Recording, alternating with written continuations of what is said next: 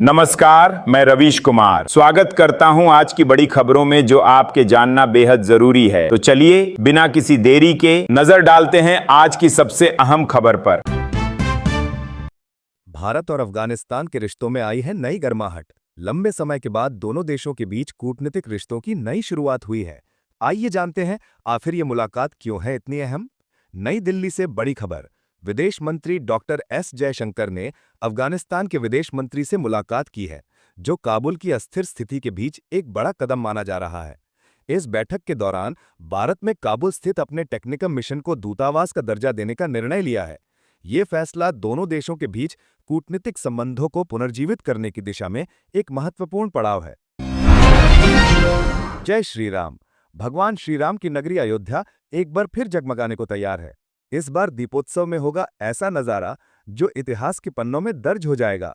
26 लाख दियों की रोशनी में नहाएगी पूरी अयोध्या और बनने वाला है एक नया गिनीज वर्ल्ड रिकॉर्ड। अयोध्या में इस वर्ष का दीपोत्सव पहले से कहीं अधिक भव्य होने जा रहा है। प्रशासन और राम मंदिर ट्रस्ट की ओर से तैयारियां जोरों पर हैं। इस बार का लक्ष्य है 26 लाख दिए एक साथ जलाना, जिससे अयोध्या का हर घाट, हर मंदिर और हर गली स्वर्णिम प्रकाश में नहाएगी। गिनीज वर्ल्ड रिकॉर्ड टीम खुद मौके पर मौजूद रहेगी ताकि इस अनोखे आयोजन को आधिकारिक तौर पर दर्ज किया जा सके। पिछले साल अयोध्या ने 22 लाख दियों से विश्व रिकॉर्ड बनाया था और इस बार का मकसद है उस रिकॉर्ड को और आगे बढ़ाना। सरयू घाट से लेकर राम मंदिर परिसर तक हजारों स्वयंसेवक दिए सजाने और जलाने की तैयारी में जुटे हैं।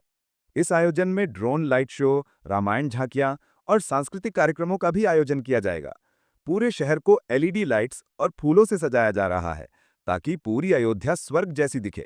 मुख्यमंत्री योगी आदित्यनाथ भी इस आयोजन का शुभारंभ करेंगे और रामलला के दर्शन के बाद दीप प्रज्वलन करेंगे। मनोरंजन और संगीत प्रेमियों के लिए बड़ी खबर। अब बॉलीवुड के गानों का लाइसेंसिंग सिस्टम होगा पूरी तरह डिजिटल। इसका मतलब है कॉपीराइट, म्यूजिक राइट्स और लाइसेंसिंग अब होगा आसान और पारदर्शी। आइए जानते हैं कैसे बदलने वाला है ये सिस्टम।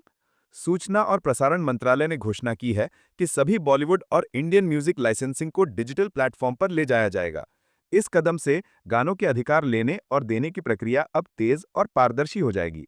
विशेषज्ञों के अनुसार पहले जहां संगीत लाइसेंसिंग में कई स्तरों और कागजी कार्यवाही की जरूरत होती थी, अब सभी प्रक्रिया central digital music licensing registry के माध्यम से ऑनलाइन की जाएगी।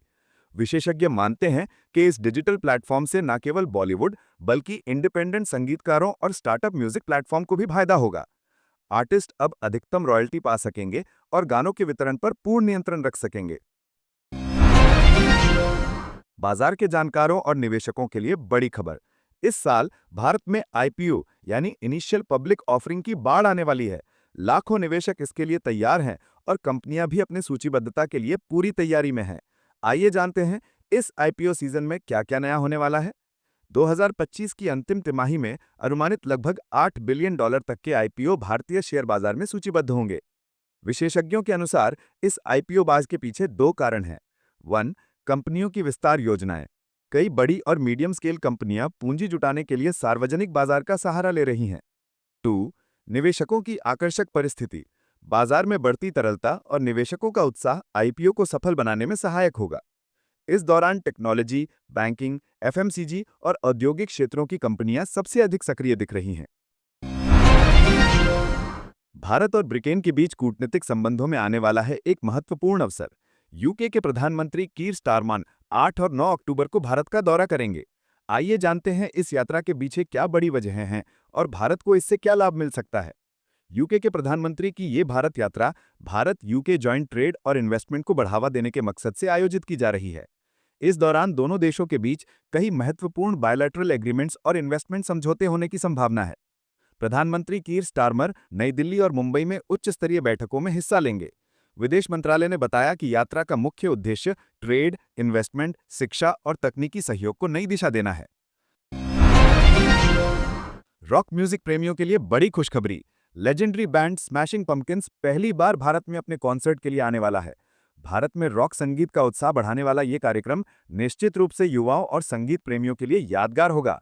आइए जानते हैं इस ऐतिहासिक दौरे की पूरी जानकारी।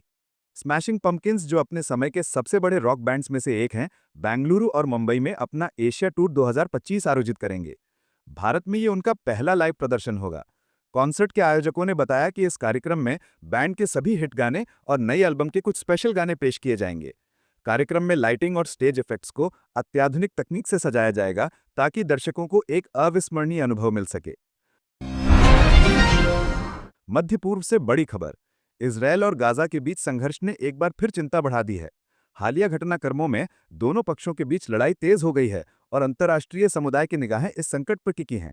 आइए जानते हैं नई जानकारी और हालात की पूरी तस्वीर। हाल ही में इजरायल और गाजा के बीच हिंसा बढ़ गई है। गाजा की ओर से रॉकेट हमला, इजरायल की ओर से हवाई हमले और जवाबी कार्यवाही। स्थानीय रिपोर्ट्स के अनुसार इस संघर्ष में अब तक सैकड़ों घरों और इंफ्रास्ट्रक्चर को नुकसान पहुंचा है। संयुक्त राष्ट्र और अंतर्राष्ट्रीय मानवाधिकार संगठनों ने तुरंत युद्ध विराम की अपील की है। बाजार की बड़ी खबर। पावर ग्रिड कॉर्पोरेशन के शेयर ने निवेशकों को खुश कर दिया। आज स्टॉक मार्केट में कंपनी के शेयरों में जबरदस्त उछाल देखने को मिला।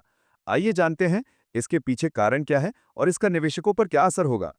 पावर ग्रिड कॉर्पोरेशन का शेयर आज 4% तक बढ़ गया, जो पिछले कई हफ्तों में सबसे बड़ी तेजी है। विशेषज्ञों का मानना है कि इस उछाल के पीछे मुख्य कारण है: 1. कंपनी की हाल ही में घोषित लाभांश और वित्तीय प्रदर्शन। 2. नई ऊर्जा परियोजनाएं और ग्रिड एक्सपेंशन योजनाओं की घोषणा। 3. सरकारी निवेश और नीति समर्थन, जो ऊर्जा सेक्टर को मजबूती प्रदान कर रहा है। कंपनी के प्रवक्ता ने कहा कि निवेशकों का विश्वास और बाजार में स्थिरता पावर ग्रिड के लिए सकारात्मक संकेत हैं। बिजनेस जगत से बड़ी खबर। भारत के सबसे प्रतिष्ठित कॉर्पोरेट हाउस टाटा ग्रुप में बोर्डरूम विवाद की खबर सामने आई है। निवेशकों और उद्योग विशेषज्ञों की नजरें इस घटनाक्रम पर टिकी हैं। आइए जानते हैं विवाद के कारण और संभावित असर। टाटा ग्रुप के बोर्ड में हाल ही में कई महत्वपूर्ण निर्णयों को लेकर मतभेद सामने आए हैं। सूत्रों के अनुसार विवाद के मुख्य कारण हैं: 1. नई प्रोजेक्ट्स और निवेश रणनीति को लेकर असहमति। 2. कुछ वरिष्ठ अधिकारियों के रिटायरमेंट और नया नेतृत्व चयन। 3. कॉर्पोरेट गवर्नेंस और शेयर होल्डरों की मांगें। इस विवाद की वजह से बोर्ड मीटिंग्स में कई बार निर्णय स्थगित किए गए हैं, जिससे निवेशकों और मार्केट में अस्थिरता की भावना देखी जा रही है। टाटा ग्रुप की कंपनियों के शेयरों पर हल्का दबाव महसूस किया गया। उद्योग विशेषज्ञ मानते हैं कि ये विवाद कुछ हफ्तों में सुलझ सकता है, लेकिन फिलहाल मार्केट में चिंता बनी हुई है। टाटा ग्रुप की प्रतिष्ठा और रणनीति पर भी नजर रखी जा रही है।